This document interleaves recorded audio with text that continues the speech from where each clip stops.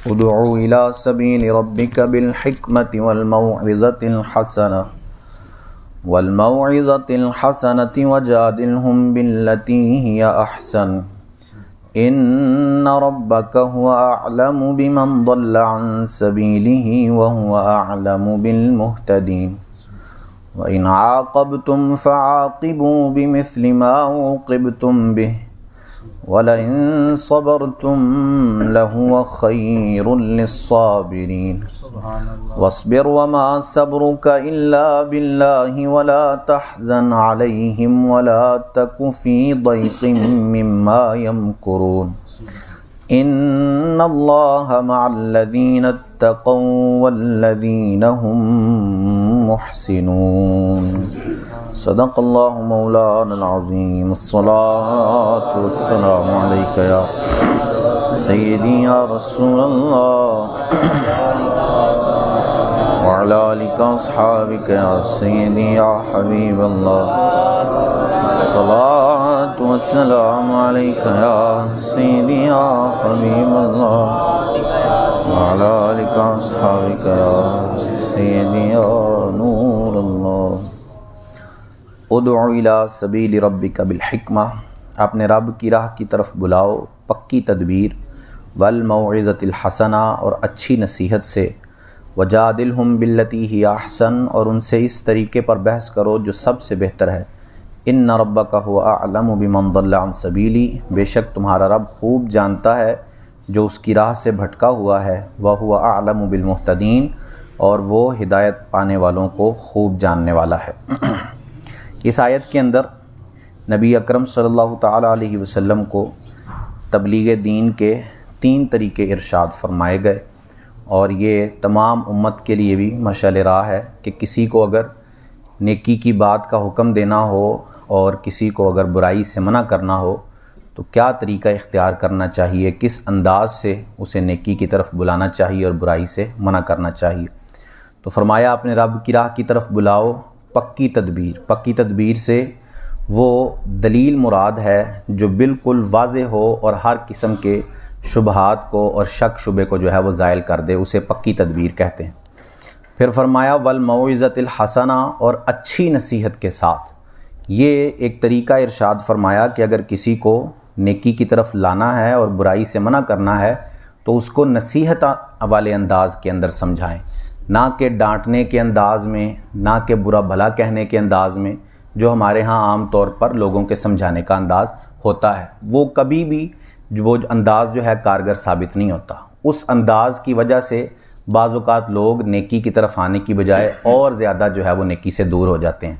تو اللہ عز و جل نے جو طریقہ ارشاد فرمایا کہ اچھی نصیحت کے ساتھ، یعنی حسن سلوک کر کے اچھے انداز سے، اگر کسی کو دیکھا برائی کر رہا ہے اور اس کو برائی سے روکنا ہے تو بھی اچھے انداز سے، یہ نہیں کہ ڈنڈا لے کر اس کے سر پہ چڑھ گئے کہ بالکل جو ہے تمہاری برائی اب میں ختم کر کے ہی چھوڑوں گا.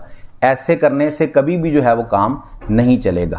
اب کسی کو نیکی کی طرف بلانا ہے، حکم دینا ہے تو اس کی بعض صورتیں بن جاتی ہیں. بعض اوقات نیکی کا حکم دینا اور برائی سے منع کرنا واجب ہو جاتا ہے. وہ اس صورت میں کہ جب اسے معلوم ہے کہ میں اسے جا کر، جو بندہ گناہ کے اندر مبتلا ہے، اگر اسے میں کہوں گا تو وہ میری بات مان لے گا، میری بات سن لے گا، تو اس کے لیے ضروری ہے کہ اب اس کو برائی سے روکے اور نیکی کی طرف لائے. اب اگر یہ خاموش رہتا ہے، اب اگر یہ بات نہیں بیان کرتا اس کو جا کر، تو یہ خود بھی گناہ گار ہو جائے گا اور اس کو جو ہے وہ گناہ برداشت کرنا پڑے گا. اس لیے اس کے لیے واجب ہے. بعض اوقات سمجھیں کہ ایک طرح سے ناجائز ہو جاتا ہے نیکی کا حکم دینا اور برائی سے منع کرنا. وہ اس صورت میں کہ جب اسے پتہ ہے کہ میں جاؤں گا تو میری جو ہے وہ بات کو وہ مانیں گے نہیں، دوسرا مجھے جو ہے وہ برا بھلا بھی کہیں گے، مجھے تکلیف پہنچانے کی کوشش کریں گے جس کو میں روکنے کی کوشش کر رہا ہوں، یا پھر میری اس بات کرنے سے فتنہ برپا ہو جائے گا، فساد کے اندر مبتلا ہو جائیں گے لوگ. تو اب اس کے لیے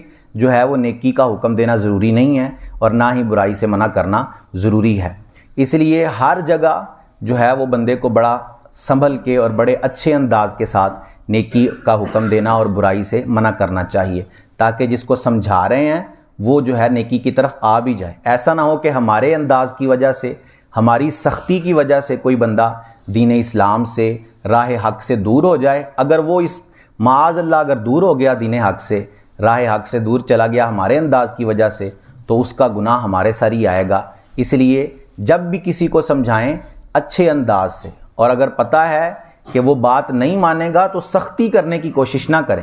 آپ کی ذمہ داری صرف کہنا ہے، کہہ کر عمل کروانا آپ کی ذمہ داری نہیں ہے۔ وہ نبی کہ جس پر اللہ نے یہ قرآن نازل کیا، جس کو ہدایت کے لیے بھیجا، ان کی ذمہ داری بھی اللہ نے صرف یہی لگائی ہے کہ آپ پر اے رسول صرف پہنچا دینا ہے۔ جو رب نے آپ کو حکم دیا ہے آپ اپنی امت تک وہ بات پہنچا دیں، آگے عمل کروانا آپ کی ذمہ داری نہیں ہے۔ ہم شاید سمجھ لیتے ہیں کہ ہماری ذمہ داری عمل کروانا بھی ہے، کہ میں نے کہہ دیا ہے تو اب جو ہے وہ اس کو عمل کرنا ہی پڑے گا۔ ایسا کرنے سے کبھی بھی کوئی بندہ جو ہے وہ نیکی کی راہ کی طرف نہیں آئے گا، بلکہ وہ نیکی کی راہ سے دور ہی ہوتا جائے گا۔ تو اس لیے جو طریقہ رب ارشاد فرماتا ہے اسی طریقے کو اختیار کیا جائے تو اس کا جو ہے وہ بہترین فائدہ اور نتیجہ جو ہے وہ سامنے آئے گا۔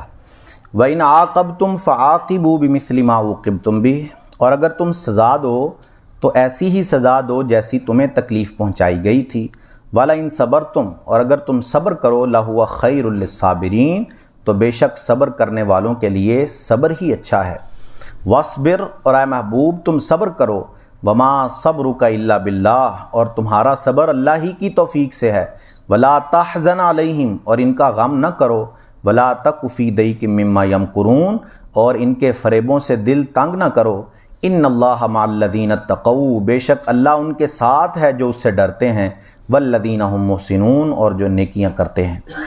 آیت کا شان نزول یہ ہے کہ احد میں مسلمانوں کے کئی افراد کو کفار نے شہید کیا اور معاذ اللہ ان کے اعضاء کاٹ دیے اور ان کا مسلح کر دیا۔ مسلح یعنی ناک کان کاٹ دیے جاتے ہیں میت کے۔ تو اس طرح مسلمانوں کے جو ہے وہ افراد کے ساتھ کام کیا گیا۔ انہی افراد میں سیدنا امیر حمزہ جو حضور کے محبوب ترین چچا بھی تھے، انہیں بھی جو ہے وہ شہید کر دیا گیا اور ان کے ساتھ بھی یہی معاملہ کیا گیا۔ تو رسول کریم علیہ الصلوۃ نے جب انہیں دیکھا تو بڑی تکلیف پہنچی، تو آپ نے قسم کھائی کہ ایک حمزہ کے بدلے 70 کافروں کو قتل کیا جائے گا۔ یہ قسم آپ علیہ الصلوۃ نے کھائی۔ تو اس موقع پر اللہ عز و جل نے یہ آیت مبارکہ نازل فرمائی اور فرمایا کہ اگر تم سزا دینی چاہو، کسی سے بدلہ لینا چاہو، تو اتنی ہی سزا دو، اتنا ہی بدلہ لو جتنی تمہیں تکلیف پہنچائی گئی ہے۔ یعنی ایک بندہ اگر تمہارا قتل ہوا ہے تو اس کے بدلے میں تم ایک ہی قتل کرو، یہ نہ ہو کہ ایک کے بدلے میں پورا خاندان ہی تباہ و برباد کر کے چھوڑو۔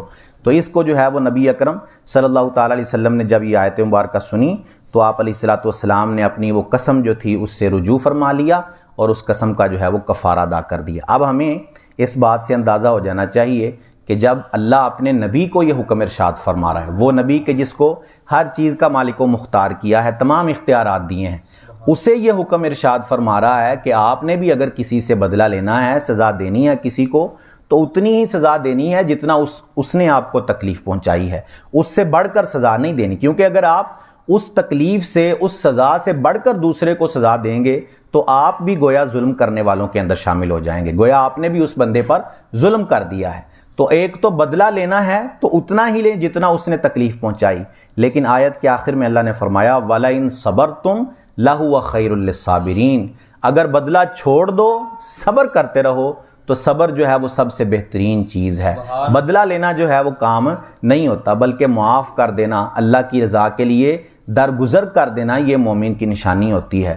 ہمارے ہاں لوگوں کے لیے یہ آیت بڑی نصیحت آموز آیت ہے کہ اس سے لوگوں کو نصیحت حاصل کرنی چاہیے۔ کئی جو ہے وہ عمریں لوگوں کی بیت جاتی ہیں، نسلوں تک جو ہے وہ دشمنیاں لوگوں کی چلتی رہتی ہیں، ایک چھوٹی سی بات کی وجہ سے، ایک معاملے کی وجہ سے۔ تو اس معاملے کو اگر جو ہے وہ نرمی سے حل کر لیا جائے، کسی نہ کسی کو تو درگزر کرنا ہی پڑے گا، کبھی نہ کبھی تو وہ جو ہے وہ لڑائی ختم کرنی پڑے گی۔ اگر ادھر سے ایک بندہ ختم ہوا، ادھر سے دوسرا آ گیا، ادھر سے تیسرا آ گیا، یہ سلسلہ چلتا چلا جائے گا اور قیامت تک یہ سلسلہ جاری رہے گا۔ لیکن اگر کوئی جو ہے وہ بڑے دل کا مظاہرہ کر لے، اگر کوئی ہمت دکھا کر ایک طرف سے درگزر کا مظاہرہ کر دے، تو یقین جانے کہ وہ جو فساد ہے، وہ جو فتنہ برپا ہوا ہے، وہ ادھر ہی ختم ہو جائے گا، وہ ادھر ہی ٹھنڈا ہو جائے گا فساد، اور اس بندے کو جو ہے وہ اللہ عز و جل کی طرف سے بڑا بہترین اجر عطا کیا جائے گا۔ کیونکہ اللہ نے فرمایا ان اللہ مع الذین اتقوا والذین هم محسنون، کہ بے شک اللہ ان لوگوں کے ساتھ ہے جو اس سے ڈرتے ہیں اور جو نیکی کرتے ہیں۔ جو بندہ صبر کرے گا تو وہ نیکی ہی کرے گا، اور جو بندہ صبر کرے گا وہ اپنے رب کا تقوی کی وجہ سے ہی صبر کرے گا۔ تو جب تقوی اس کے اندر ہے، جب نیکی اس کے اندر ہے، تو اللہ عز و جل کی تائید اس کو حاصل ہے، اللہ عز و جل کی عنایت ہمیشہ اس کے ساتھ موجود ہے، تو اس بندے کے لیے بڑی جو ہے وہ اللہ عز و جل کی عنایتیں ہو جائیں گی۔ تو ہمیں ان آیتوں سے عبرت حاصل کرنی چاہیے، نصیحت حاصل کرنی چاہیے۔ اگر کسی سے کوئی برائی سرزد ہو جائے تو اس کو معاف کر دینا چاہیے۔ یہ میں بار بار بات بیان کرتا ہوں کہ لوگ کہتے رہتے ہیں کہ ہم تو اچھوں کے ساتھ اچھے ہیں اور بروں کے ساتھ برے ہیں، حالانکہ اس میں کوئی بہادری نہیں ہے۔ اچھے کے ساتھ اچھا تو ہر کوئی ہوتا ہے، اچھے کے ساتھ اچھا ہونا یہ کوئی بہادری تو نہیں ہے۔ اس نے آپ کے ساتھ اچھائی کی، آپ نے بھی اس کے ساتھ اچھائی کر دی، یہ تو کوئی بڑی بات نہیں ہے۔ بڑی بات یہ ہے کہ کوئی آپ کے ساتھ برائی کرے، آپ اس کا جواب اچھائی کے ساتھ دیں، آپ اس کا جواب احسان کے ساتھ دیں، نیکی کے ساتھ دیں۔ ہمارے آقا صلی اللہ تعالیٰ علیہ وسلم برائی کا جواب، ظلم کا جواب آپ نے اچھائی کے ساتھ دیا۔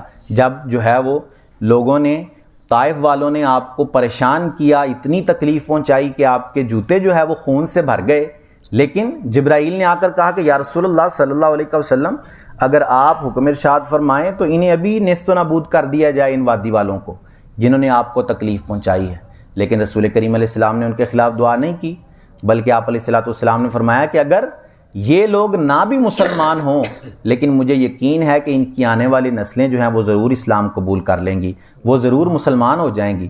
اب ان کی آنے والی نسلوں کے لیے بھی خیر خواہی کا جو ہے وہ ارادہ رکھ رہے ہیں میرے آقا صلی اللہ تعالیٰ علیہ وآلہ وسلم۔ تو ہمیشہ برائی کا جواب بھی اچھائی کے ساتھ دیں کہ اللہ عز و جل اس سے راضی ہوتا ہے اور خوش ہوتا ہے۔ اللہ عز و جل سے دعا ہے کہ ہمیں عمل کی توفیق عطا فرمائے۔ آمین بجاہ خاتم النبیین صلی اللہ علیہ وآلہ وسلم۔ اللہم صلی علی سیدنا و مولانا محمد وبارک وسلم علیہ۔ اللہم انت السلام و منک السلام و تبارکت یا ذا الجلال والاکرام۔ مالک کریم عز و جل نماز فجر ادا کرنا، درس کرنا، سننا اپنی بارگاہ میں قبول فرما، غلطیاں اپنے فضل و کرم سے معاف فرما، ہم سب کی، ہمارے ماں باپ کی اور رسول کریم علیہ السلام کی ساری امت کی بخشش فرما۔ ہم سب کو خلوص کے ساتھ، استقامت کے ساتھ 5 وقت باجماعت نماز پڑھنے کی توفیق عطا فرما۔ ہم سب کا خاتمہ بالایمان فرما، ہماری ساری دعائیں اپنی بارگاہ میں قبول فرما۔